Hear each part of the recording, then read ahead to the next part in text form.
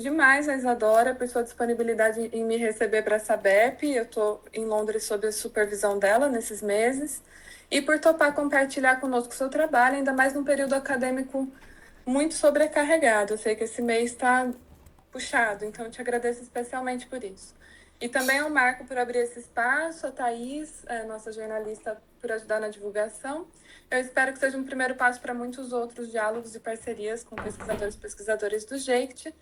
E aí, só para organizar os trabalhos, essa reunião vai ter uma duração total de mais ou menos 1h30, até umas 3h30 no Brasil. A Isadora vai apresentar livremente o projeto e depois a gente vai ter um tempinho, se tudo der certo, para pesquisa, perguntas e comentários. Então, eu passo a palavra para a Isadora, renovando meus agradecimentos. Muito obrigada, Sara. Muito obrigada, Marco, por me receber aqui nesse espaço. Fico muito feliz de poder compartilhar um pouco sobre o trabalho que a gente vem desenvolvendo no projeto Dados contra o Feminicídio e de participar de uma conversa mais ampla sobre o contexto de desenvolvimento tecnológico que a gente está vivendo atualmente e, sobretudo, com o desenvolvimento das tecnologias de inteligência artificial. Eu queria só falar um pouco, a Sara trouxe um pouco do meu background, da interdisciplinaridade do trabalho que eu faço. Eu queria só dar um pouco de contexto de como eu chego nesse projeto chamado Dados contra o Feminicídio. A minha formação vem da ciência política na UNB e nessa época eu estudava movimentos sociais e participação política. E estudando movimentos sociais e mobilização em torno da crise hídrica que aconteceu em São Paulo, na época de 2014, 2015, foi que me puxou a estudar processos de financiarização, de investimento privado em serviços de utilidade pública, etc. Então, isso acabou me puxando para a área de negócios e por isso que hoje eu estou na escola de negócios na Queen Mary, mas os meus interesses sempre foram ligados, digamos assim, à prática, ao ativismo e à mobilização social. E foi por isso também que eu acabei me envolvendo nesse projeto, que é um projeto que está bastante focado na interface com movimentos sociais e ativistas que produzem dados sobre feminicídio. Então, só para... Porque às vezes quando a gente apresenta parece que são coisas muito díspares, mas elas estão conectadas na trajetória. Deixa eu compartilhar a minha tela primeiro.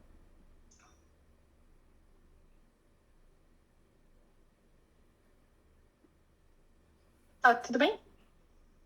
Ótimo. Então, o projeto que eu vou falar a respeito hoje é uma parte de um projeto mais amplo chamado Dados contra o Feminicídio. Como a Sara mencionou, é um projeto que eu atualmente colidero junto com a Catherine de Ignazio, a Silvana Fumega e a Helena Soares Val, que foram as fundadoras desse projeto originalmente em 2019. Então, já faz 6 anos que a gente está trabalhando juntos nesse processo.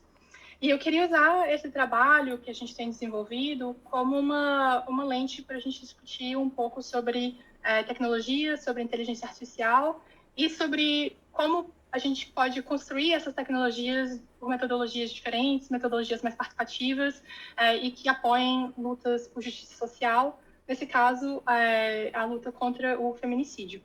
Então, eu vou começar falando um pouco sobre o objeto mais amplo do projeto, que é a luta contra a violência relacionada a gênero e o feminicídio, e especificamente o ativismo de dados contra o feminicídio. Então, deixa eu passar por aqui. Então, o feminicídio, de maneira ampla, ele pode ser entendido como o assassinato de mulheres e meninas cis ou trans por causa do seu gênero. Eu digo de maneira ampla porque existem muitas interpretações diferentes do conceito de feminicídio e aplicações práticas desse conceito, sobretudo legalmente. As legislações, quando elas existem entre diferentes países, elas tendem a variar no seu escopo. Então, por exemplo, os Estados Unidos não têm uma legislação sobre feminicídio. O Brasil tem, desde 2015, a lei de feminicídio, que qualifica como feminicídios os crimes hediondos cometidos contra a mulher por razões da condição de sexo feminino. Em outros países, como a Nicarágua ou a República Dominicana, são considerados feminicídios apenas os assassinatos que são relacionados à violência íntima perpetrada por parceiros.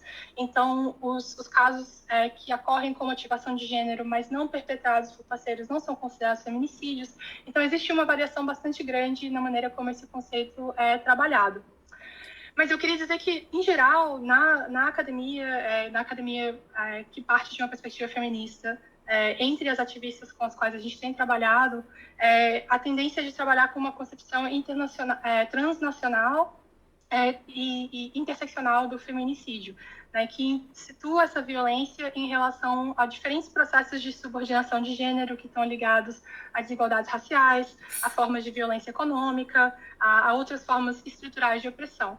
Então, por exemplo, no México, a Coordenação Nacional de Mulheres Indígenas trabalha com uma categoria de ecofeminicídio, por exemplo, para descrever os assassinatos de mulheres que são defensoras da terra, né, e tornar visível a relação entre essa violência e as lutas territoriais.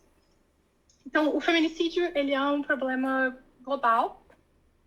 Deixa eu passar o próximo slide. Cerca de 85 mil mulheres e meninas foram mortas intencionalmente em 2023, de acordo com dados das Nações Unidas. Cerca de 60% foram mortas por parceiros íntimos ou familiares.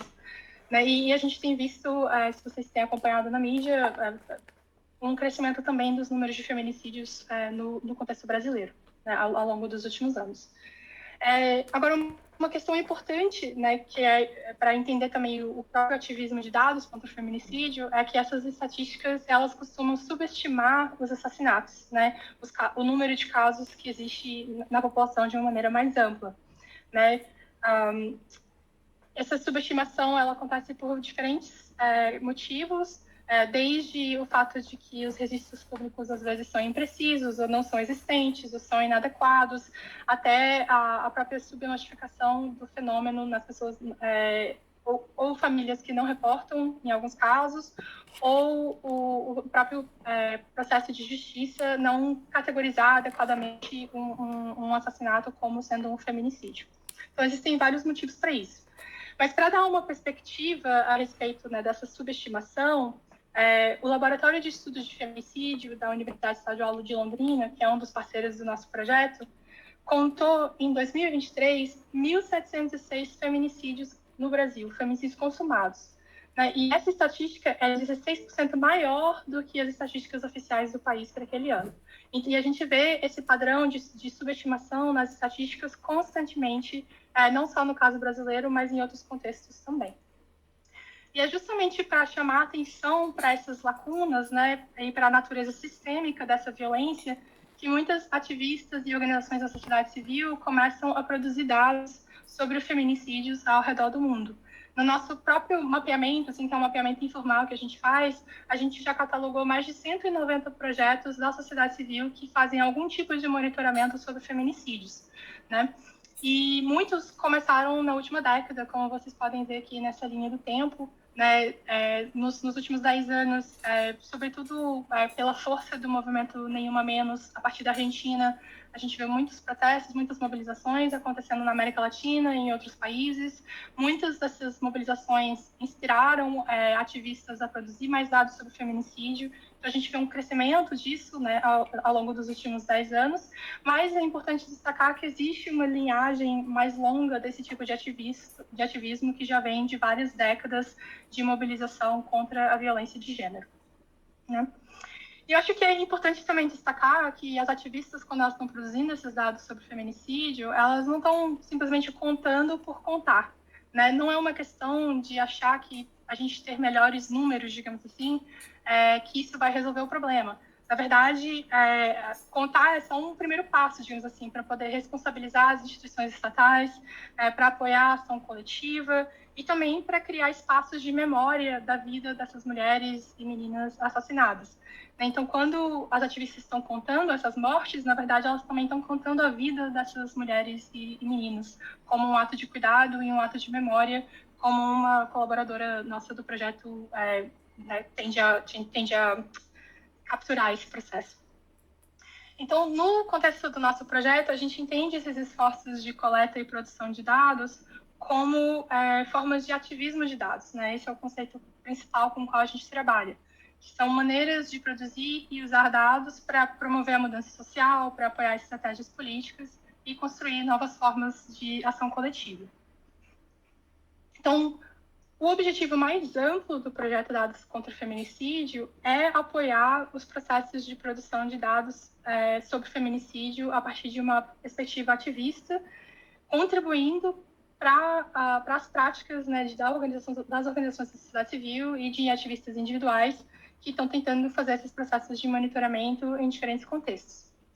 Como eu falei, o projeto começou em 2019, ele foi cofundado pelo Feminicídio Uruguai, que é um projeto da Helena Soares Val, que é uma das coordenadoras do projeto, que monitora feminicídios no Uruguai, pela ILDA, que é a Iniciativa Latino-Americana de Dados Abertos, e pelo Data Plus Feminism Lab no MIT, que é liderado pela Catherine D'Ignazio, e foi a partir desse laboratório que eu me envolvi nesse projeto quando eu ainda era estudante de doutorado no MIT, com interesse em ativismo e participação, formas de participação na produção de conhecimento. O projeto ele tem 3 objetivos principais que estão destacados aqui. Né? O primeiro, a partir de pesquisa qualitativa, então entrevistas, né? Essa é uma parte, diria, mais tradicional do projeto, é entender as práticas, as estratégias e os desafios do ativismo de dados contra o feminicídio. O segundo, que é a parte mais participativa de codesenho, codesenvolvimento, busca produzir ferramentas tecnológicas para apoiar a produção ativista de dados e também a comunicação sobre feminicídios. E é esse o objetivo que eu vou enfocar no resto da minha apresentação. E tem um terceiro objetivo, que é fomentar uma comunidade internacional de prática sobre a produção de dados contra o feminicídio. Hoje eu diria que a gente tem quase 2.700 pessoas que seguem a newsletter do projeto. A gente tem centenas de pessoas que participam dos eventos anuais que a gente realiza para apoiar a troca de conhecimento e o diálogo sobre a produção de dados contra o feminicídio. Então, esse também é um objetivo bastante forte do projeto.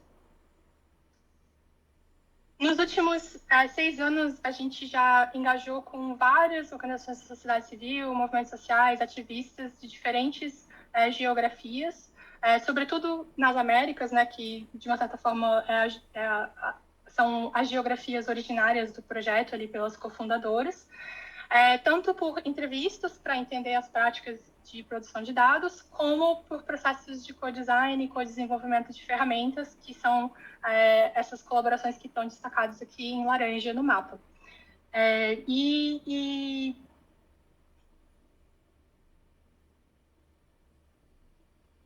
Desculpa, eu me perdi nas minhas anotações. Tá, a gente já trabalhou com diferentes grupos para desenvolver ferramentas especificamente, e eu queria destacar 2 ferramentas que a gente desenvolveu em colaboração com alguns desses grupos, que são o sistema de alertas por e-mail, que é um sistema personalizado que filtra notícias que têm maior probabilidade de serem relacionadas a feminicídio e encaminha essas notícias para os ativistas, ou então elas também podem ser acessadas por meio dessa plataforma que está ilustrada aqui no slide. E uma segunda ferramenta que a gente chama de destacador, que é uma extensão do navegador para o Chrome, que você pode ativar, e ela destaca palavras-chave que, em geral, as ativistas tendem a coletar informação a respeito como parte do monitoramento que elas fazem. No resto da apresentação, eu vou focar especificamente no processo de desenvolvimento do Alertas por e-mail, para pensar como que esse sistema utiliza a inteligência artificial e qual que foi a nossa abordagem para construir esse sistema de maneira colaborativa. Então, esse é o roteiro para o resto da apresentação, né, tendo feito esse apanhado sobre o histórico do projeto e o foco mais amplo do projeto. Eu queria começar falando um pouco sobre o contexto atual de produção de inteligência artificial. E eu começo aí porque eu acho que é importante dizer que a gente não começou esse projeto com o objetivo de desenvolver inteligência artificial. Foi uma ideia que surgiu a partir dos processos de co-design que a gente fez em colaboração com ativistas, a princípio em espanhol e em inglês. Né? E aí, esse processo tem puxado a gente por uma discussão sobre a política de produção das tecnologias de inteligência artificial. E aí, por isso, eu acho importante começar com como a gente entende esse contexto atual de produção da inteligência artificial e como que a nossa perspectiva difere desse panorama mais amplo. Aí, a partir disso, eu vou falar um pouco mais da nossa abordagem e do caso brasileiro. Então, como a gente desenvolveu o sistema de alertas por e-mail para o português, em colaboração com ativistas no Brasil. E aí concluir trazendo alguns aprendizados e algumas tensões desse processo que a gente ainda está refletindo a respeito. Bom, vamos lá. Então, para falar um pouco de como a gente vê o cenário atual de desenvolvimento de IA, né? Eu acho que uma maneira talvez um pouco simplificada, mas apropriada de descrever esse paradigma atual de produção é a ideia de se mover rápido e escalar, né? Se mover rápido e quebrar coisas é um slogan bastante comum no Vale do Silício. Tem vários livros que abordam esse slogan e como uma forma de sintetizar a busca constante pela inovação, pela disruptura e tudo mais. A gente vê essa ética, digamos assim, na forma como as próprias companhias resistem iniciativas públicas de regulação ou buscam frear essas iniciativas, ao passo que elas se movem rapidamente para desenvolver as tecnologias. A ideia de escalar, ela significa ampliar os sistemas de inteligência artificial em termos de tamanho, em termos de eficiência, em termos de recursos, né? Então, a gente está falando de mais dados para treinar os sistemas, a gente está falando de mais parâmetros, chips mais rápidos para que haja mais poder computacional. Então, esse tem sido um paradigma que tem sido consolidado, né, na indústria nos últimos anos, sobretudo a partir do desenvolvimento dos grandes modelos de linguagem, os LLMs, que sustentam o ChatGPT, o Claude e o Google Gemini. Para ilustrar um pouco esse paradigma, sobretudo de escala, né, esse gráfico ele demonstra o crescimento exponencial do uso de data points para treinar alguns dos modelos de IA mais prominentes no mercado. Então, se vocês olharem aqui, o AlexNet, em 2011, usou cerca de 1 milhão de data points para ser treinado, ao passo que em 2024, entre 2022 e 2025, o GPT-4 da OpenAI já estava usando entre 1 trilhão e 100 trilhões de data points. Né? E por que é importante, na minha visão, trazer esse paradigma, né, e falar desse paradigma? Porque, como parte desse paradigma, a gente também tem visto não só essa busca por escala e inovação rápida, mas também uma crescente concentração de poder, e poder decisório, poder de mercado, poder infraestrutural, nas mãos de poucas corporações de tecnologia, como OpenAI, como Google. E essa concentração de poder também tem significado a centralização, né, dos processos decisórios, da expertise, né, do conhecimento de como essas tecnologias são construídas, de como elas são governadas. E para quais propósitos, né, quais propósitos elas servem. Eu acho que eu não sei se vocês já leram ou conhecem o livro da Karen Hall, Empire of AI, que foi lançado recentemente. Acho que documenta muito bem esse processo em relação à OpenAI especificamente, né, mostrando como uma organização que começou com o compromisso de ser aberto, ao longo do tempo se tornou cada vez menos aberta e mais fechada, né, nos últimos anos. Além dessa concentração de poder, aí eu acho que talvez já está ficando meio batido, a gente vê isso constantemente na mídia, mas é um modelo de crescimento e desenvolvimento que é baseado em práticas de trabalho mal remuneradas, né, que são precarizadas, que dependem frequentemente da terceirização para países do sul global. São práticas de anotação de dados, por exemplo, que não consideram os trabalhadores que anotam os dados como tendo conhecimento relevante, né, para além do treinamento que eles possam receber, e dão pouca autonomia, pouco controle para esses anotadores sobre o processo de anotação de dados. Além disso, é um paradigma que tem impactos ambientais bastante significativos, né, tanto em termos dos altos custos de energia, necessidade de água para sustentar os data centers e as demandas computacionais. E a gente já vê como que isso tem afetado a subsistência e a vida de várias comunidades, seja no sul dos Estados Unidos, seja no nordeste do Brasil. A gente tem visto várias lutas que estão emergindo em torno dessas questões. E, por fim, a gente sabe também que diversas pesquisas têm demonstrado os vieses desses sistemas, sobretudo em termos de prejudicar populações marginalizadas, né? Desproporcionalmente prejudicar essas populações. Então, eu acho que tudo isso, eu trago tudo isso, né, para trazer essa lente mais panorâmica do contexto atual de produção de IA e da política, especificamente, das formas de política que estão por trás desses sistemas. E aí, quando eu falo de política, eu estou falando tanto das estruturas de tomada de decisão, como também da produção de conhecimento e de dados, a questão de quem se beneficia e de quem arca com os custos desses sistemas. E a pergunta que eu quero trazer para a gente refletir é como podemos produzir tecnologias por outros métodos, né, por outras práticas, e, sobretudo, práticas que apoiem as lutas por justiça social.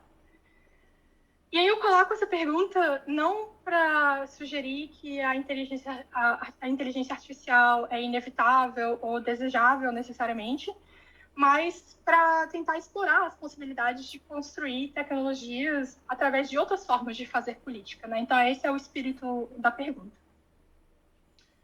Então, como que a nossa perspectiva é diferente nesse projeto, né? A perspectiva que a gente começou a desenvolver a partir das sessões de co-design e de co-desenvolvimento com as ativistas. Primeiro, é uma perspectiva que busca centralizar processos colaborativos e coletivos de decisão, ao invés de centralizar a tomada de decisão num time técnico, digamos assim. É um processo que busca focar o conhecimento situado, o contexto, o cuidado, ao invés de centralizar a expertise técnica, a velocidade, a escala.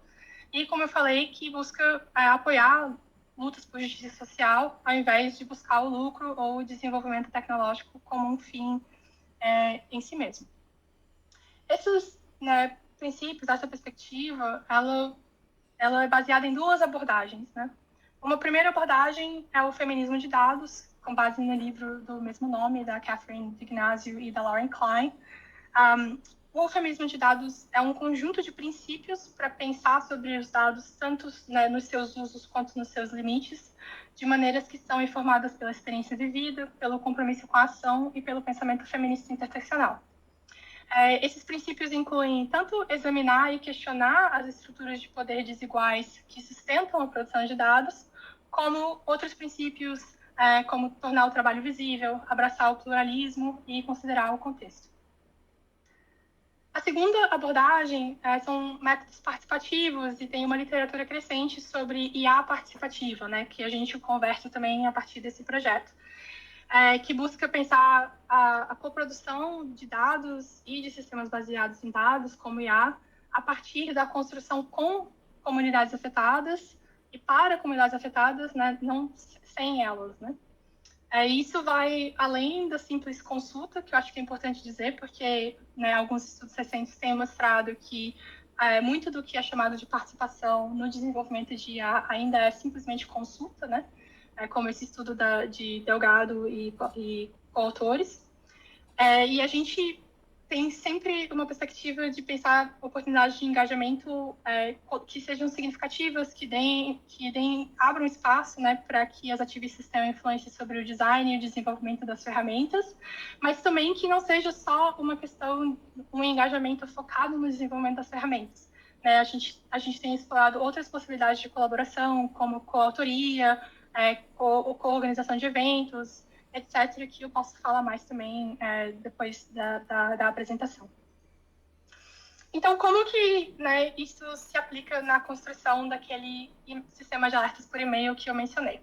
Então, para falar um pouco sobre o sistema, acho que é importante destacar que um dos desafios principais que a gente identificou na nossa pesquisa, tanto as entrevistas qualitativas, como a partir dos processos de co-design, é que as ativistas precisam ler muito conteúdo violento, muitas notícias violentas para identificar casos de feminicídio e também para registrar informações que são relevantes para o monitoramento que elas fazem. Como essa citação de uma entrevista que a gente fez com a Lupa Feminista no Brasil demonstra, as ativistas elas não consultam só uma fonte de notícia para documentar um caso. Em geral, precisam abrir várias reportagens, diferentes reportagens trazem diferentes informações. Então existe um volume muito grande de notícias violentas que as ativistas precisam ler, precisam engajar, e esse é um processo que é não só manualmente difícil, não é só um processo que toma tempo, mas é também emocionalmente difícil. Vários das ativistas com que a gente já engajou, que a gente entrevistou, descrevem esse processo como sendo deprimente, exaustivo, extremamente difícil. Então, Nas sessões de co-design que a gente fez com as ativistas, como eu falei inicialmente em espanhol e inglês, surgiu a ideia de automatizar parcialmente esse processo de filtragem de notícias através do desenvolvimento de um classificador para filtrar artigos com maior probabilidade de tratar de feminicídios. Né? E aí esse classificador ele foi integrado a essa plataforma de alertas por e-mail que eu vou explicar em um segundo.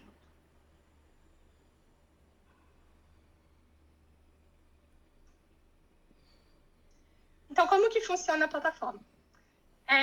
Eu não sou a cientista da computação no nosso time, então, e também não sou a pessoa com o conhecimento mais aprofundado das dimensões técnicas desse processo. Mas se vocês, né, tiverem paciência comigo, eu vou explicar rapidamente como que o sistema de alertas por e-mail funciona. Bom, primeiro, a gente tem uma parceria com o Media Cloud, a partir da qual a gente consegue acessar artigos de notícia provenientes de diversas bases de dados globais. Né? E essas bases de notícias ficam armazenadas como parte do sistema. Né?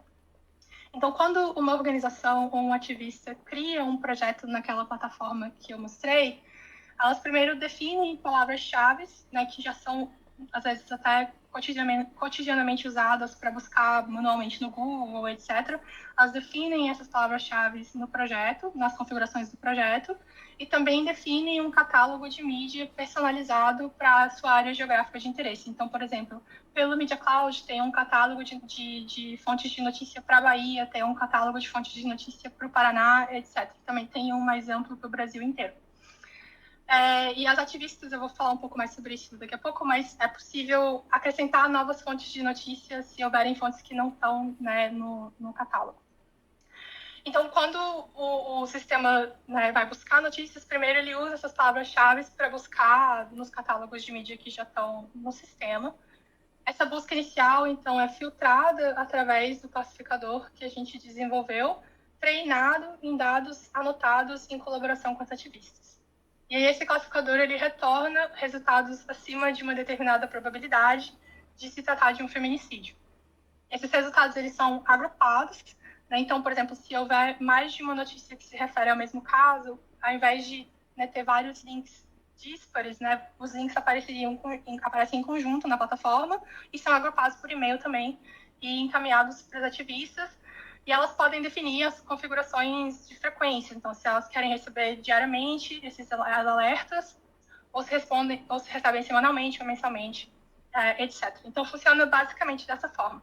E aí eu quero dizer duas coisas que eu acho que são importantes, que a gente sempre recebe essa pergunta. Primeiro, que a gente não produz nenhum dado nosso sobre feminicídio, o projeto não produz dados, e a gente também não acessa os dados das ativistas. Elas mantêm total controle, né, e propriedade sobre os seus dados, a gente não tem nenhum acesso a esses dados. Tudo o que a gente tenta fazer é simplesmente apoiar esse processo e não de uma maneira que também não elimine a agência das ativistas na leitura dessas notícias e no processamento dessas notícias.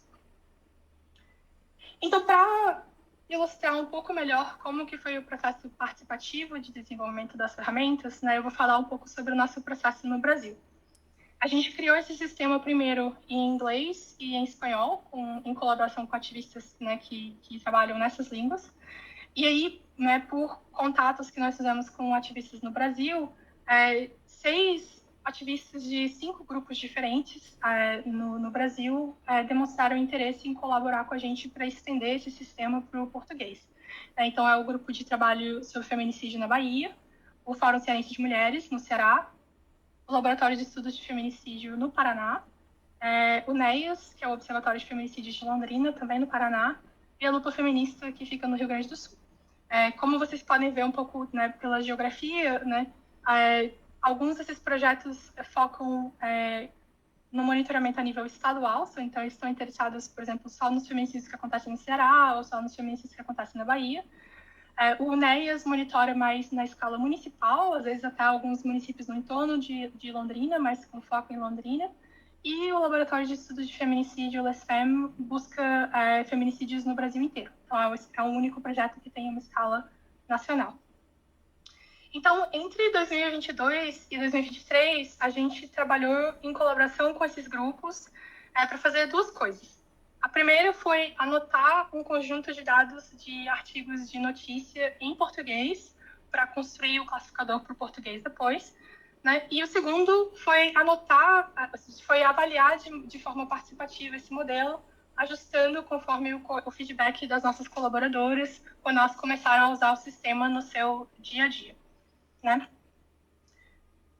Então, eu vou falar um pouco primeiro sobre o processo de anotação colaborativa dos dados. Um dos nossos principais objetivos aqui, né, era tornar esse processo um processo coletivo, baseado no diálogo, ao invés de ser um processo atomizado, que é o, digamos assim, o padrão prevalente na indústria, né? Então, nós organizamos as nossas colaboradoras em 2 times, né, de 3 colaboradores cada, e cada time anotou uma amostra de artigos de notícia de cerca de 250 artigos.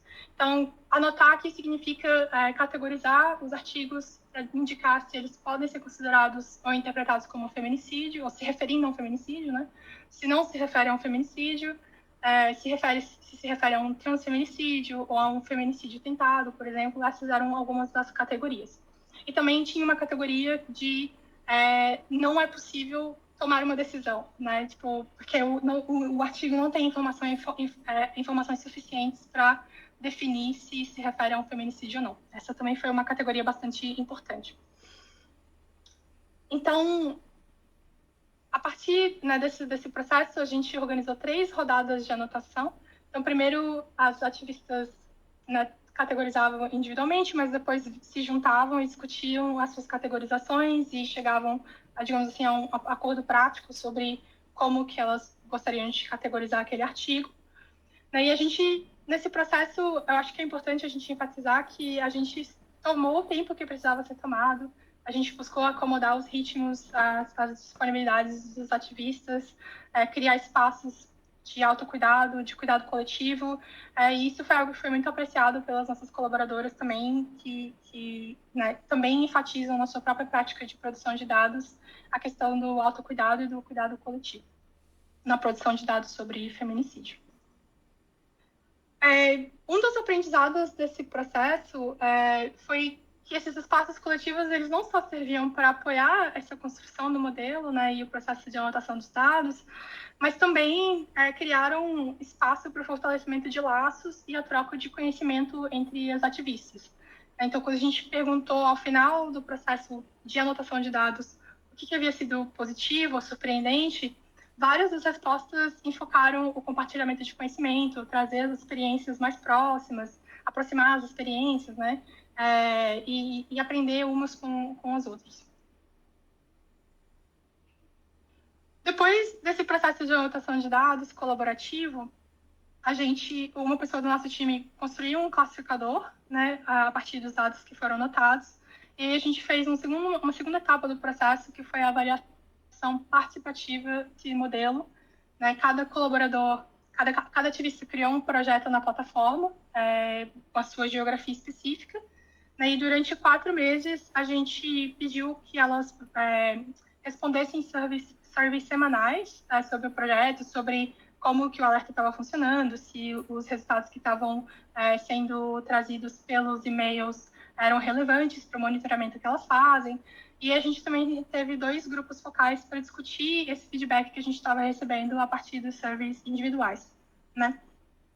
E isso permitiu, né, que a gente fizesse ajustes no modelo para melhorar a confiabilidade, né, e a gente também foi expandindo as coleções de mídia para incluir fontes mais contextuais. Eu acho importante dizer isso porque significa que não foi só uma questão de ajustar o modelo para poder contextualizar o modelo melhor. Foi também uma questão de contextualizar a infraestrutura sobre a qual esse modelo opera, né? Como os catálogos de mídia que são fornecidos pelo Media Cloud. Ao final desse processo, né, no último survey que a gente fez e no último grupo focal, todos os ativistas relataram que a confiabilidade do modelo havia melhorado ao longo do tempo, mas acho que é importante ressaltar que não era universalmente, digamos, não, relevante, digamos assim, ou útil para as ativistas, né?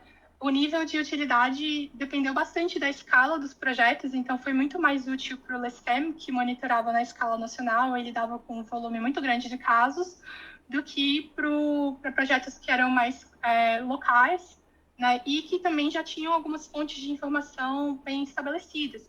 Né? Vários dos ativistas têm redes locais de WhatsApp, outras parcerias pelas quais elas recebem informações sobre casos. Então, mesmo que a plataforma estivesse trazendo casos relevantes para o monitoramento, às vezes elas já sabiam daqueles casos pelas outras redes de informação que elas têm. Né? Então, não foi totalmente útil igualmente para todos os projetos. Aí eu queria começar a concluir para destacar algumas reflexões, algumas tensões desse processo. Né? Primeiro, como eu acabei de sinalizar, essas ferramentas elas não são perfeitas e a gente não acha que elas podem ser perfeitas de nenhuma forma. Elas não são produtos acabados também, a gente continua fazendo ajustes, é um sistema que ainda está em construção, digamos assim, né? E a gente está sempre tentando conversar com as ativistas para entender melhor como que elas estão usando as ferramentas, se está sendo útil e como que pode ser melhorado. Na nossa última contagem, a gente tinha mais de 65 ativistas ou organizações em mais de 15 países que estavam usando a ferramenta de alertas por e-mail. 30% desses projetos eram projetos aqui no Brasil, então é o país que mais abraçou a ferramenta, de uma certa forma, que é bem interessante. Acho que talvez pelo próprio tamanho do Brasil. Com base em acompanhamentos subsequentes, né, conversas que a gente fez com as ativistas, várias relataram que a plataforma ajuda a aliviar o trabalho emocional e o tempo gasto, né, fazendo buscas manuais por casos de feminicídio.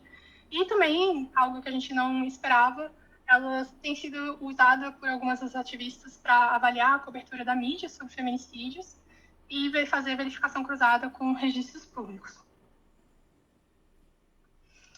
Tem uma reflexão que uma ativista da Bolívia compartilhou com a gente que eu queria também trazer, que ela falou que a própria existência da plataforma faz com que ela se sinta em solidariedade com outras ativistas que produzem dados sobre feminicídio, né, que ela sabe que também estão usando aquela plataforma. E foi algo que a gente achou muito tocante, assim, que a própria plataforma pudesse ser um espaço de solidariedade à distância. Ao mesmo tempo, eu acho que é importante trazer, como eu falei, algumas tensões, alguns limites que a gente identifica com base nesses processos, né? Primeiro é a questão de como desenvolver ferramentas computacionais para conceitos que são politicamente contestados, né? Como eu falei, existem diferentes interpretações de feminicídio, as organizações trabalham com diferentes entendimentos, alguns com entendimentos muito específicos, em diferentes contextos, diferentes culturas, e essas diferenças não são fáceis de reconciliar com, digamos assim, os requerimentos da construção de um sistema de inteligência artificial, né, que requer alguma forma de consenso, digamos assim, na forma como um caso é interpretado, como ele é categorizado. Então, a gente acha que isso é uma tensão importante para a construção de sistemas técnicos plurais, né, sociotécnicos plurais, e que, por isso, também a ferramenta funciona melhor em alguns contextos do que em outros, e como a gente tem enfatizado desde o começo, né, no nosso trabalho com as ativistas, ela não existe para substituir o trabalho que elas fazem cotidianamente de monitoramento, mas apoiar de alguma forma. A segunda questão é essa questão de como descentralizar mais o conhecimento técnico, sobretudo no desenvolvimento do modelo, né? Como vocês devem ter notado pelo processo que eu descrevi, as ativistas participaram sobretudo na anotação dos dados e na avaliação do modelo, mas não na construção do modelo em si, né? E a gente acha que existe espaço para democratizar mais esse processo também, para poder construir capacidade de engajamento com a inteligência artificial. E em um processo mais recente de coprodução, a gente contratou um desenvolvedor local no Quênia para ajudar a desenvolver o modelo para a Swahili, né, numa parceria que a gente tem com o Feminicide Quênia. Então, a gente tem experimentado com outras formas de descentralizar um pouco mais a infraestrutura e o conhecimento do projeto, que fazem parte do projeto. A terceira questão que eu queria colocar é a questão de como lidar com vieses persistentes nas fontes de notícia, né? Como lidar com vieses estruturais, eu acho que é o jeito de colocar.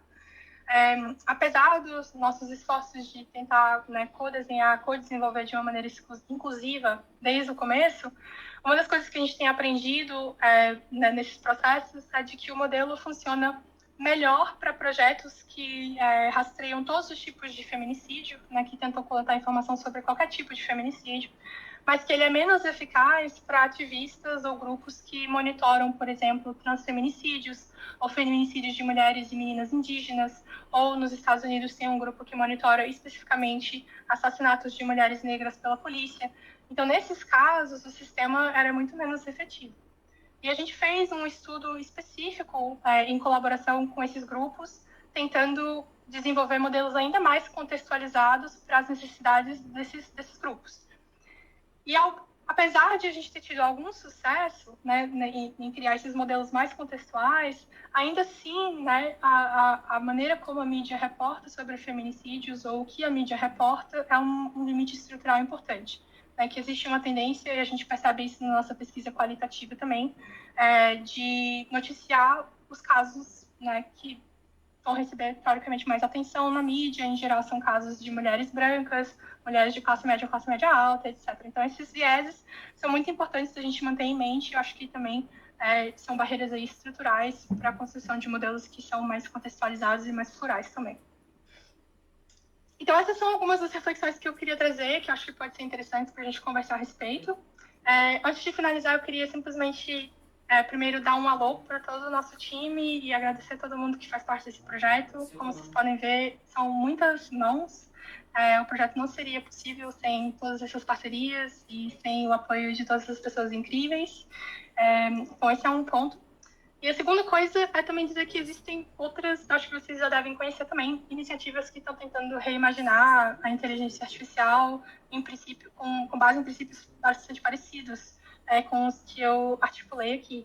Então, por exemplo, tem a Aimurai, da Data General, que trabalha entre Argentina e Chile, que usa IA para processar, organizar e anonimizar documentos judiciais. Sara, acho que você vai curtir, que eles têm um foco em justiça aberta de dados. É um projeto super legal. Tem o Selfie Plus IA, no Chile, que tem tentado construir um chatbot para enfrentar a violência de gênero e o assédio digital nas redes sociais.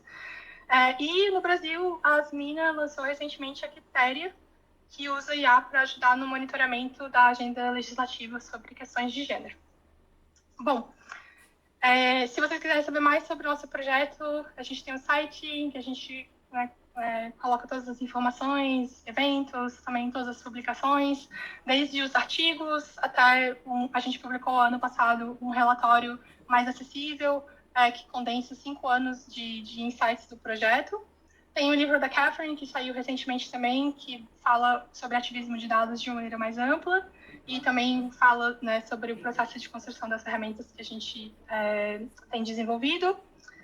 E é isso. Muito obrigada pelo espaço, pelo tempo. Eu espero que eu não tenha falado rápido demais. Às vezes, quando a gente está falando online, tem uma tendência a acelerar também.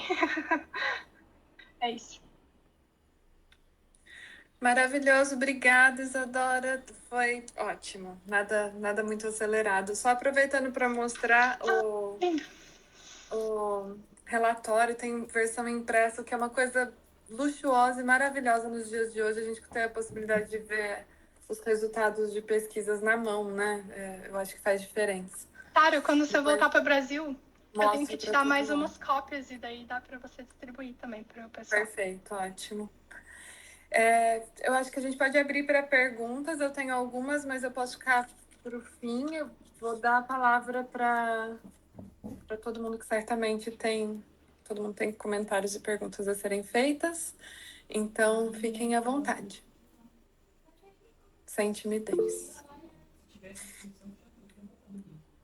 Eu acho que, assim, temos tempo, então acho que dá para fazer. E aí, se você preferir que a gente faça grupos de perguntas e você responde, como você preferir.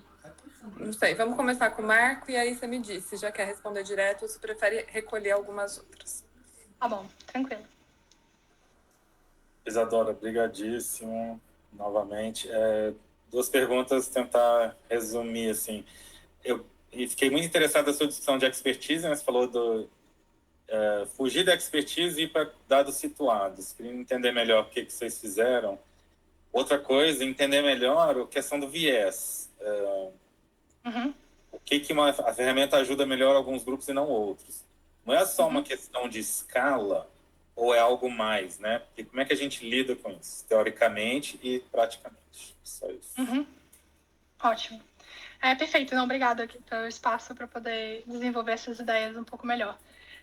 Na questão da expertise, né, e de ir para dados mais situados, eu acho que, por exemplo, talvez um jeito de ilustrar isso é de que no nosso time nós tínhamos eu e a Alessandra Young de Almeida, que também trabalhou comigo no processo no Brasil, e nós somos brasileiros e, teoricamente, nós poderíamos ter pego um banco de dados de notícias em português e nós mesmos feito uma categorização sem ter experiência de ativismo, né, porque nós entendemos português e tudo mais.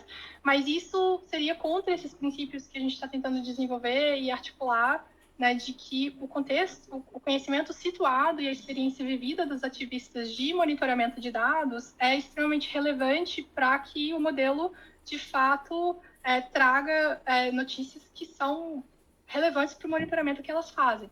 Então, a ideia de trabalhar com as ativistas na anotação de dados de uma maneira colaborativa é uma forma de tentar, como falo assim, enraizar esse modelo no conhecimento situado que as ativistas detêm sobre a violência relacionada a gênero, sobre o feminicídio em cada contexto.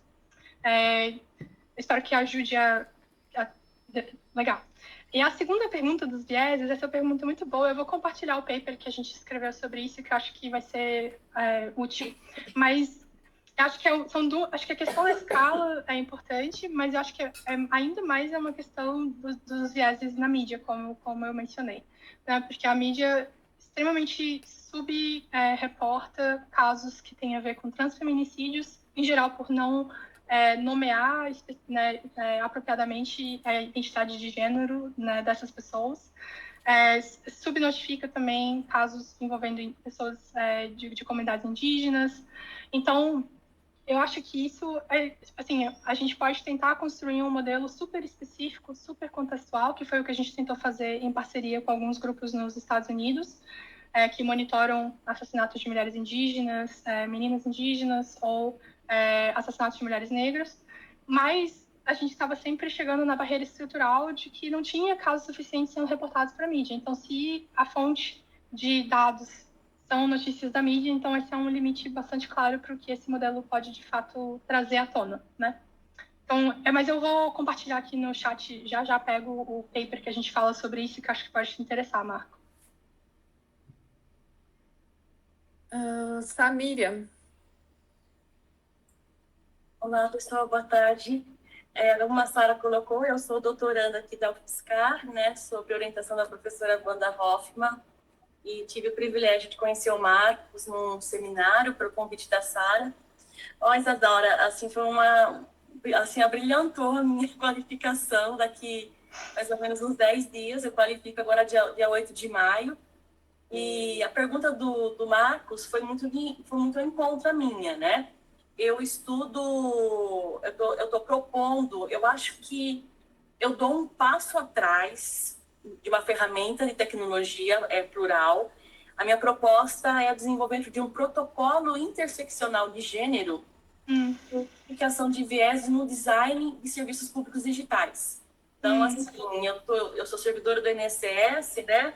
Até mesmo pela nova política que tem agora no INSS, que o governo vai estar dando amparo para os filhos das vítimas de feminicídio. E como eu trabalho no órgão, então eu tenho a base de dados, que é uma coisa assim absurda, porque essas bases do governo, no caso do INSS, eu acho que elas poderiam realmente agregar muito por conta de que é um dado que não está tão aberto como a gente pensa que está. Mas quando a família ela entra para receber o benefício para o filho, então a realidade é uma outra questão, né? E esse protocolo, eu estou muito me inspirando no protocolo que o CNJ, que o Conselho Nacional de Justiça desenvolveu aqui no Brasil, para julgamento na perspectiva interseccional de gênero. né? Então, o meu trabalho vai ser estudar as ferramentas de inovação, as ferramentas, as metodologias de inovação e até mesmo, eu estou com uma base de dados da INAP, que é a Escola Nacional de Administração Pública do Brasil. São mais de 20 milhões. Né? E eu uso a IA para fazer isso também. Mas é que eu estou vendo a formação. Então, no seu caso, o que é as ativistas, para mim, entra como a burocrata do nível de rua. E eu estou trabalhando muito na perspectiva do meta-design. Né? É o co-design, mas é um olhar mais à la Deleuze e Guattari, que é um mapa vivo. Então, antes talvez isso, claro que isso também vai sair das burocratas e das líderes dos laboratórios de inovação do MGI, do Ministério de Gestão e Inovação, que é onde eu onde vai ser meu campo, né? A ideia é co-construir esse protocolo de identificação de vieses pelo saber situado delas e das burocratas que vivenciam, que atendem, né, o usuário. Para além, depois, quem sabe, né, eu consegui, junto com vocês agora, acho que foi um grande encontro, além de uma oportunidade única de estar te ouvindo, um grande encontro com pessoas que eu posso estar mais próxima dessa troca, né? E a minha pergunta, você acabou respondendo, quero te agradecer, estou muito interessada nesse paper a respeito dos vieses. Então, muito obrigada. Legal, Samiria, muito bom saber do seu projeto também. Acho super interessante esse engajamento com os burocratas de nível de rua. Você falou que você vai defender agora em breve, né? Agora, daqui a alguns dias? Agora, dia 8 de maio. Qualifica? Tá. Qualifico. E aí, a pós-qualificação é onde eu vou mergulhar nas interlocutoras, né? Como você, Entendi. Todas essas que você citou. Eu não tive fôlego porque eu também vou esperar o resultado da banca, né? Que a banca vai me sugerir. Mas é bem provável que agora, pós-qualificação, eu mergulhe profundo, dialogando com você e todas essas que você citou, né? Legal. Mas, eu só dei um panorama do que eu consegui fazer. Desculpa pela demora do tempo da fala. Não, tudo bem. Depois é ótimo poder acompanhar como o seu projeto vai evoluir. Marta. Isadora, primeiro, parabéns aí pelo trabalho super importante e interessante, muito bacana. Eu não tenho necessariamente uma pergunta, mas um comentário que você veio falando sobre a subnotificação, inclusive dentro desse recorte racial, étnico-racial, né? E, por acaso, há umas semanas atrás, eu acompanhei um evento promovido pela Amiga. Não sei se você conhece o trabalho delas. Não. É a articulação de mulheres indígenas que representa mulheres indígenas a nível nacional aqui no Brasil, né? Que elas fizeram uma parceria com a UNB, com o programa de mestrado MESPT, para levantar alguns dados, não só sobre feminicídio, né, mas sobre violência de gênero que acontece nas aldeias, porque realmente é uma informação que não estava aí, né? Quase não existia. E, enfim, foi super interessante. Só queria mais era compartilhar para o caso de, em algum momento, vocês quererem entrar em contato. Eu acho que o canal pela Amiga, eu vou escrever aqui o nome certinho, e pela UNB também, as professoras Mônica Nogueira e a outra eu sempre esqueço o nome. Não, muito legal. Obrigada por ter compartilhado. Eu sou de Brasília, então se eu for para Brasília ver minha família, se vai, eu consigo tomar um café com elas também na UNB. Seria legal. Maravilhoso. A Mônica foi minha professora de graduação. Que legal. Até caso, né, seja preciso, posso fazer alguma ponte. Ótimo, muito obrigada, Marta. Thaís. Oi, gente, boa tarde. Isadora, muito obrigada pela sua apresentação. Foi extremamente, assim, eu achei extremamente interessante.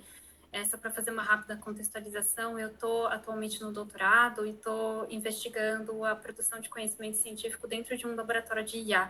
Então, muitas das coisas que você falou sobre o desenvolvimento técnico está muito alinhado ao que eu venho explorando dentro do laboratório. Eu queria fazer uma pergunta pontual assim para você, que foi uma reflexão mesmo que surgiu assim na minha cabeça durante a sua apresentação. Você falou sobre o papel da descentralização da produção técnica, né?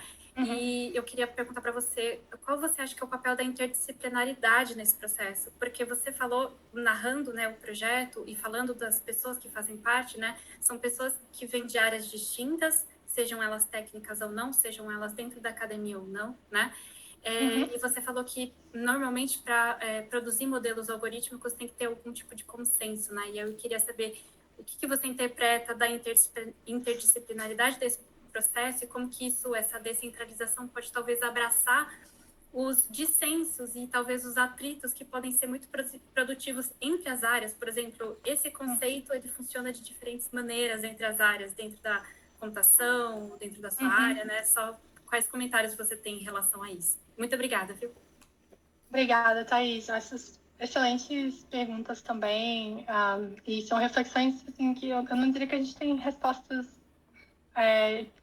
bem moldadas, digamos assim, porque são coisas que a gente também está continuando a refletir a respeito. Eu acho que a sua pergunta traz duas dimensões, né? Tem a questão da interdisciplinaridade. Acho que talvez são várias, que tem a interdisciplinaridade dentro do nosso time, né? Tem a interdisciplinaridade também no próprio background das ativistas, que incluem advogadas, trabalhadoras sociais, jornalistas, tem vários tipos, tem acadêmicas também, então é um espaço bastante interdisciplinar entre as ativistas também. E tem a questão do consenso, que acho que aparece mais na discussão sobre o desenvolvimento dos modelos de IA em si, né? Então, eu vou tentar falar sobre esses diferentes aspectos. Eu acho que a interdisciplinaridade no projeto ela é fundamental, assim, porque cada um de nós traz diferentes habilidades e diferentes sensibilidades também. No nosso time, a gente tem engenheiros, pessoas da ciência da computação, ciências de dados, ciências sociais, eu na ciência política e planejamento, a Alessandra nas relações internacionais. E acho que todos esses conhecimentos, eles acabam se amalgamando ali, se encontrando e de uma maneira produtiva também no espaço tanto de produção de conhecimento sobre o projeto e na coprodução com as ativistas. Uma reflexão que a gente fez a respeito disso, que a gente está escrevendo a respeito agora num artigo que fala sobre o processo do Brasil especificamente, é que o processo participativo no Brasil foi basicamente liderado por mim e pela Alessandra, que somos pessoas que vêm das ciências sociais, né? E que vem de uma trajetória de engajamento com ativistas e de participação política também. E o modelo foi construído pela Harini Suresh, que é cientista da computação, ela está na Brown University agora como professora, e ela foi a pessoa responsável pela construção dos modelos em todas as línguas, mas ela não participou diretamente dos processos participativos. Então, quando a gente fez um grupo focal só com as pessoas do nosso time, depois para refletir sobre o processo no Brasil. Porque a gente queria, o que a gente aprendeu sobre esse processo, o que não ressoou, digamos assim, com os nossos próprios princípios, né? O que a gente pode melhorar ou mudar. E essa foi uma das reflexões que surgiu. A Harini compartilhou que, quando ela começou a reler a nossa narrativa do processo participativo no Brasil, ela se deu conta de que teria sido importante para ela estar envolvida no processo participativo também. E que talvez isso tivesse mudado um pouco a perspectiva dela sobre a própria construção do modelo. Ou, enfim, ajudado a pensar outros ajustes que a gente não poderia prever, porque a gente não está dentro a gente não tem tanto conhecimento técnico de construção do modelo como ela tem. Então, isso foi super interessante e super generativo, e a gente mudou alguns aspectos do processo para facilitar essa interlocução maior também, quando a gente fez o processo posterior do Quênia, em parceria com o Feminicide Count Kenya, que, como eu falei, a gente também contratou um desenvolvedor local, então a gente mudou alguns aspectos do processo também a partir dessas reflexões.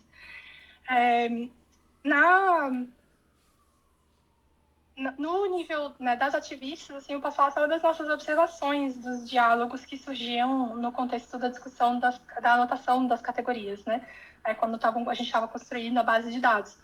Aí vinham, né, todos esses conhecimentos, assim, eles, de uma certa forma, se degustavam sobre a interpretação do artigo de notícia, assim, da perspectiva legal, da perspectiva de qual era a intenção do repórter em falar sobre a notícia de uma determinada maneira. Então, acho que essa interdisciplinaridade no nível das ativistas também apoia muito um diálogo bastante substantivo e construtivo sobre a própria interpretação do feminicídio e da maneira como o feminicídio é reportado na mídia. A gente fala sobre isso num artigo que acabou de... saiu agora na CHI, na Computer Human Interaction. Deixa eu buscar ele aqui. Que é um artigo que foca mais os processos participativos que a gente fez recente, para tentar... acho que a Samiriana também vai te interessar, que a gente começou a pensar como que a gente pode intervir mais na cobertura da mídia sobre isso, né? Que é um problema estrutural, como eu mencionei quando eu estava respondendo o Marco. E a gente começou a pensar se seria possível desenvolver um sistema que sinalize quando a reportagem está, digamos assim, revitimizando a mulher, quando ela está reforçando determinados preconceitos, essas coisas assim, mas que também sinalize quando a reportagem está usando boas práticas, por exemplo, não usar a voz passiva, por exemplo, que é muito usada nas notícias de jornal a respeito de feminicídio, mas usar a voz ativa quando vai falar do perpetrador. Então, a gente começou a fazer processos participativos em diferentes línguas para entender a cobertura da mídia e como as pessoas interpretam a cobertura da mídia. E aí que surgiu muito essa questão do consenso, porque é muito na interpretação do que são boas práticas e más práticas, teoricamente, de cobertura do jornalismo, a questão do consenso vira bastante significativa, mais do que na interpretação de se o artigo se refere a um caso de feminicídio ou não. Em geral, quando tinha divergência de categorização para a base de construção do sistema de alertas por e-mail, era mais uma divergência porque algumas ativistas não consideravam que tinha informação suficiente para definitivamente dizer que aquele artigo era um artigo sobre feminicídio, né? Porque precisava, talvez, de um pouco mais de contexto para poder tomar essa decisão.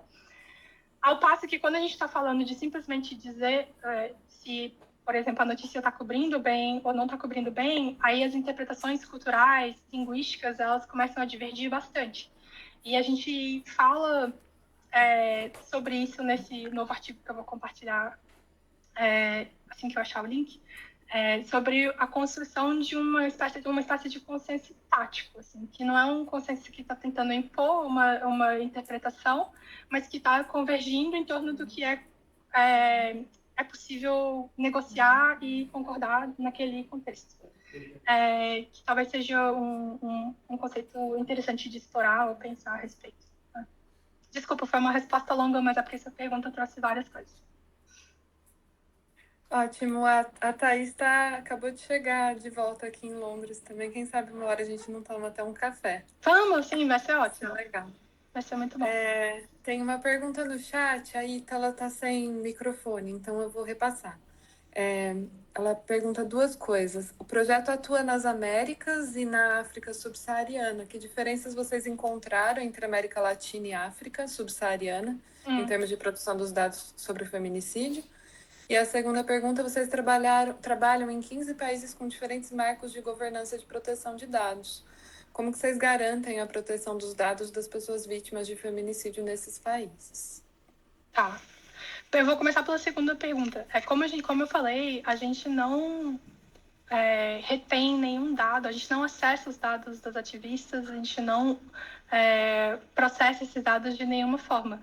Então, essa questão, ela não acaba não sendo diretamente relevante para o parâmetro do projeto, porque os dados permanecem sob o controle dos ativistas nas suas geografias específicas e tudo mais. A gente não acessa isso.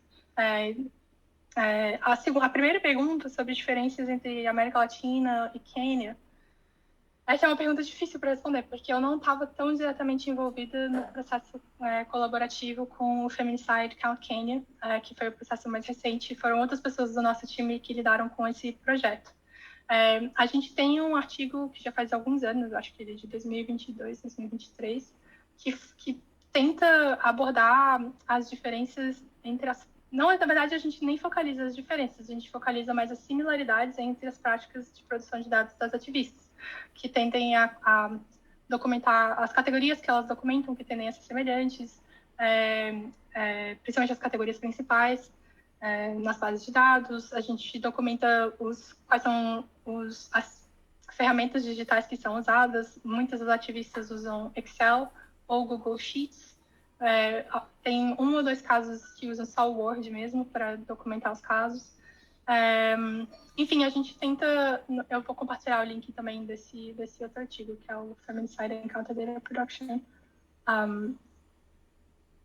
Acho que o nosso objetivo nunca foi tentar comparar as práticas das ativistas, mas sim entender o que elas tinham em compartilhado, até pelo objetivo do projeto de desenvolver tecnologias relativamente transversais, mas ainda assim contextualizadas, que pudessem apoiar essas práticas. Mais alguém? Bom, não tem, se alguém quiser, é só levantar a mão. Eu tenho zilhões de comentários, mas a gente tem 10 minutinhos, eu vou fazer alguns poucos, eu acho.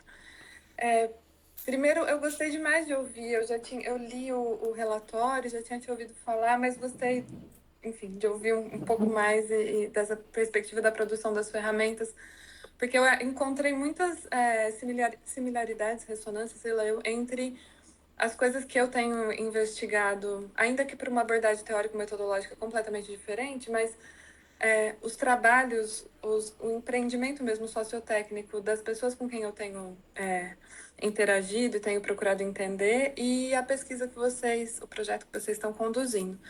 Porque, no fim das contas, tudo parece girar em torno de problemas que são muito centrais para todos nós, mas para esses projetos em particular, de uma forma muito específica, que é a seleção de palavras-chave, delimitação de contextos que são sempre apagados, né? Estão sempre sob ameaça de apagamento, e construção de categorias, construção de uma ideia de relevância.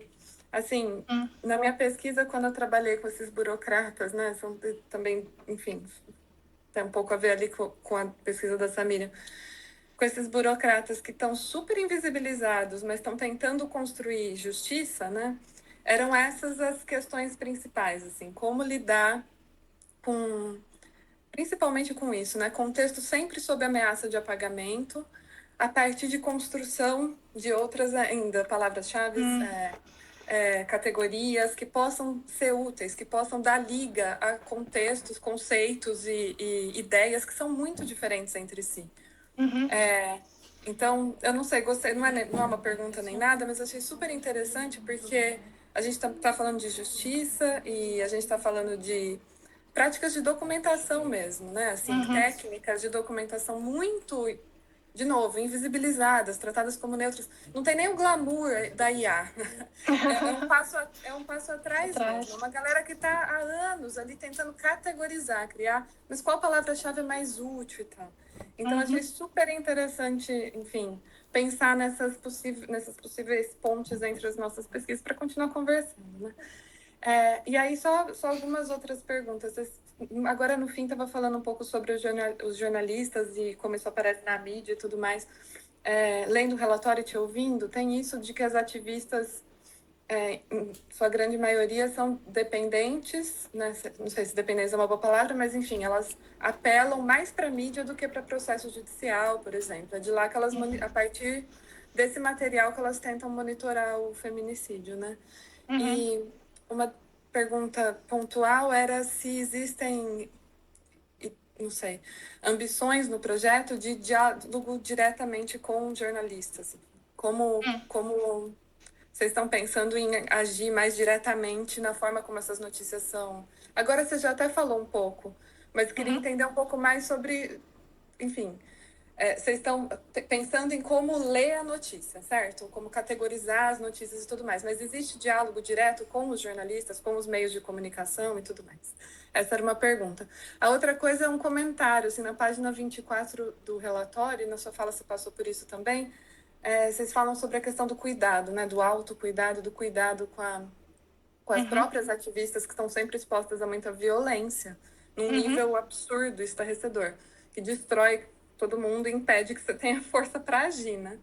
E como automatizar, nesse caso, é visto como um cuidado, né? Eu achei super interessante pensar nisso, porque, em geral, a gente que tem uma visão crítica dos processos de automatização e IA e tudo mais, usa essa mesma categoria de cuidado como um alerta, justo o contrário. Eu preciso ter cuidado justamente para não apagar, né? O risco é o apagamento, é deixar de ver. E é super interessante como, entre as ativistas, a ideia de deixar de ver é uma estratégia de cuidado, né? Então, achei super interessante esse jogo com esse conceito que é muito central para a gente poder fazer política mesmo.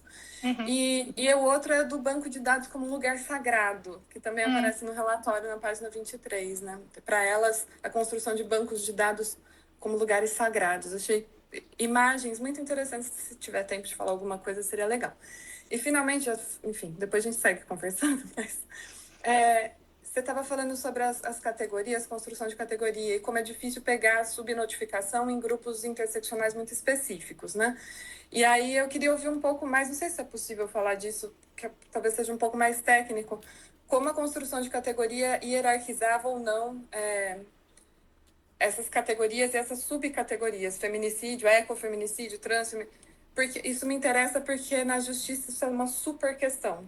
A construção de tesauros, por exemplo, que hierarquizam os conceitos e bloqueiam eles, assim, criam uma estrutura hierárquica que depois você não consegue nem escapar, mas que é preciso para que todo mundo fale a mesma língua. Tem essa questão. E por último, mas isso acho que não vai dar tempo, mas seria legal se desse, eu fiquei curiosa com as questões mais práticas do projeto, que eu acho que pode interessar para muitos de nós aqui, porque essa intersecção entre academia e política pública me pareceu fantástica, super legal, e é algo que eu estou começando a aprender agora. Então, queria ouvir um pouco mais, se fosse possível, sobre quem financia esse projeto, como envolve, como surgiu, e, enfim, de onde vem a grana e quem é pago para fazer esse tipo de trabalho, em que escala isso funciona, esses aspectos mais práticos do projeto. Era isso. Certo, perfeito. Obrigada, Sara. Ótimos comentários e reflexões. Deixa eu ver se eu conseguir pegar tudo. Primeiro, vou começar pela última pergunta. Quem financia, como surgiu, quem é pago? O projeto, ele recebeu já diferentes apoios financeiros, digamos assim. O principal foi Ai, tá me fugindo a palavra em português. Foi um grande funding da National Science Foundation nos Estados Unidos, da NSF, que financiou esse projeto, que aí permitiu a construção dos sistemas, financiou os pesquisadores associados, parcerias, permitiu a remuneração de todos os ativistas e colaboradores pelo tempo que foi dedicado ao projeto. De tudo que a gente pode fazer foi feito a partir desse dinheiro da National Science Foundation, e pela mudança de contexto político nos Estados Unidos, não é um funding que a gente espera poder renovar. Inclusive, o projeto foi colocado na lista de Woke Projects da NSF. Então, esse é uma barreira. Mas, ao mesmo tempo, a gente também recebeu apoio pela parceria com a ILDA, que é a Iniciativa Latino-Americana de Dados Abertos, que tem apoiado também diferentes frentes do projeto, que são os responsáveis por... Eles fazem o hosting do site, por exemplo, e apoiam também os cursos que eu falei que a gente tenta construir uma comunidade epistêmica, né? A gente já realizou 2 cursos, um em português, um em espanhol e um outro em inglês, sobre ativismo de dados em torno de feminicídio, e a ILDA apoia esses cursos também. E a Queen Mary, que é a universidade que eu tô, a gente conseguiu alguns aportes financeiros mais focados, por exemplo, o relatório que você mostrou para todo mundo foi feito com apoio financeiro da Queen Mary, que permitiu a gente produzir alguns materiais que são mais acessíveis de uma maneira mais ampla. O projeto surgiu por conversas entre a Catherine, a Helena Soares Val, do Feminicídio Uruguai, a Catherine do Data Processing Lab da MIT, a Helena Soares Val, do Feminicídio Uruguai, e a Silvana, que na época estava no ILDA, que é a Iniciativa Latino-Americana de Dados Abertos.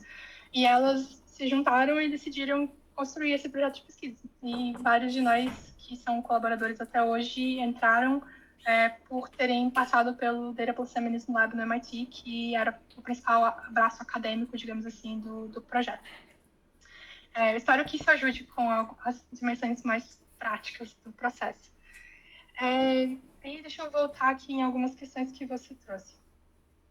Primeiro, achei super interessante as suas reflexões sobre essa questão da ameaça do apagamento, da construção de relevância e outras questões que você trouxe. Essa ameaça do apagamento, ela aparece em diferentes aspectos, eu acho, no projeto. Tem o apagamento que existe nos dados que existem sobre feminicídios publicamente, né, seja pelo governo federal, governos estaduais, locais, outras fontes, e aí as ativistas estão tentando responder esse contexto de apagamento, que no projeto a gente chama de missing data, né? Ao mesmo tempo, as ativistas lidam constantemente com a ansiedade do apagamento das fontes de notícia que elas catalogam. Então, a base de dados é uma forma as que elas constroem, é uma forma de memória, mas ao mesmo tempo, a gente lembra nas entrevistas, tinha muita ansiedade em torno de poder salvar todos os PDFs das fontes de notícias, que são a fonte de informação para os dados que estão sendo coletados, de salvar as próprias bases de dados, né? Porque tinha uma ansiedade também, muitos desses projetos são liderados por pessoas, né? Pessoas físicas, como a gente diz no Brasil, né? E havia um medo de, assim, o que vai acontecer com esses dados se eu não puder mais, né, continuar a produzi-los, ou se, né, eles não... Enfim, uma ansiedade em torno da continuidade dos dados para além da existência daquela pessoa individualmente. Até a gente tem conversado sobre, talvez, tentar organizar... eu sei que a gente está quase no limite do tempo, eu vou tentar ser eficiente nas respostas. A gente tem pensado em fazer um evento que talvez seria super ótimo conversar com você a respeito, sobre a questão de arquivamento e armazenamento dos dados produzidos pelas ativistas. Como pensar essas questões de uma maneira que possa ser tanto útil para as práticas que, né, já são empreendidas pelas ativistas, mas que também traga outras reflexões sobre essa questão do apagamento que você trouxe. Então, é uma conversa que eu super tenho interesse em continuar. A questão da construção da relevância também acho super interessante, porque, por exemplo, quando a gente estava fazendo o processo colaborativo de anotação de dados com as ativistas no Brasil, né, elas tinham que marcar, uma notícia que se refere a feminicídio ou não se refere a feminicídio, né? E aí sempre tinha uma questão, essa notícia é irrelevante. E aí uma ativista sempre disse, tipo, não é que seja irrelevante, não é relevante para o nosso contexto de monitoramento e tal. Então essas questões também surgiam, acho que de maneira interessante. Sobre a questão com a mídia e o diálogo com jornalistas, sem dúvida algo que a gente está fazendo nesse projeto mais recente, acho que um dos artigos que eu coloquei, que é o Reimagining Data Work, que é mais focado no trabalho de cobertura da mídia, a gente está tentando dialogar mais com jornalistas. Vários jornalistas participaram dos processos de participativo e dos workshops que a gente organizou em torno desse processo. A gente construiu uma espécie de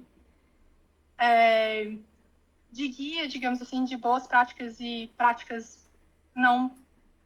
enfim, más práticas no jornalismo sobre notícias de feminicídio, a partir de vários outros guias já existentes. Então a gente meio que tentou consolidar um pouco do que já vinha sendo feito em outras iniciativas, e a gente usou os workshops como uma maneira de trazer essas práticas para ativistas, para jornalistas, para ter um input mais coletivo, uma discussão mais coletiva. E acho que uma das coisas que a gente quer fazer agora é pensar que produto pode surgir disso que possa ser útil para o jornalismo também e tal. A gente ainda está pensando sobre isso. A questão de banco de dados ser sagrado, eu vou te passar, eu acho que vale a pena ler o artigo, e veio muito também na colaboração com grupos que monitoram feminicídios de mulheres e meninas indígenas, de ver a base de dados como um espaço sagrado. Aparece bastante nesse último artigo que eu compartilhei na Patterns. E o que mais? A questão do autocuidado e automatização, eu acho que é uma reflexão super interessante, acho que concordo com as observações que você trouxe. E a última questão foi com relação à hierarquização, né, no processo de categorização. Assim, eu não diria que existia uma hierarquia necessariamente entre as categorias relacionadas a feminicídio. Na verdade, a gente, por exemplo, tinha a categoria transfeminicídio, categoria tentativa de feminicídio, tinha algumas categorias específicas de feminicídio que vêm de um protocolo para a América Latina que foi desenvolvido por algumas instituições regionais. E a gente meio que adaptou esse protocolo para informar o processo de categorização em cada língua, né? E aí, assim, acho que o que acontece, pelo que eu entendo do processo técnico, é que essa nuance das categorias específicas, ela se perde um pouco na construção do classificador, porque vira tudo uma questão binária de 0 ou 1, se não é feminicídio ou é feminicídio, né? E aí, por exemplo, os transfeminicídios, as outras categorias mais específicas, elas são afuniladas para essa categoria mais ampla de que sim, pode ser considerado um caso de feminicídio, ou se refere a um caso de feminicídio. Mas, pelo menos no nosso ponto de vista e pelo nosso entendimento das práticas, os ativistas, não existe uma construção de hierarquias para elas próprias. Na verdade, elas criam mais categorias para poder identificar diferentes dimensões do fenômeno. Eu não sei se ajuda, mas é um pouco assim que eu responderia a tua pergunta. Excelente, muito obrigada. Estou super animada para a gente seguir conversando. E eu agradeço todo mundo, o pessoal que pôde vir. Quem está gravando para a gente, tem alguém gravando a transcrição. E, enfim, as perguntas todas, eu acho que foi bom, esclarecedor e enriquecedor para todas nós. Muitíssimo obrigada, Isadora. Obrigada, Marta. Obrigada a você, obrigada a todo mundo pelo engajamento, pelas perguntas excelentes. Também foi um prazer poder participar da discussão e apresentar o projeto. A gente segue trocando. Até mais. Tchau, tchau, gente. Um abraço.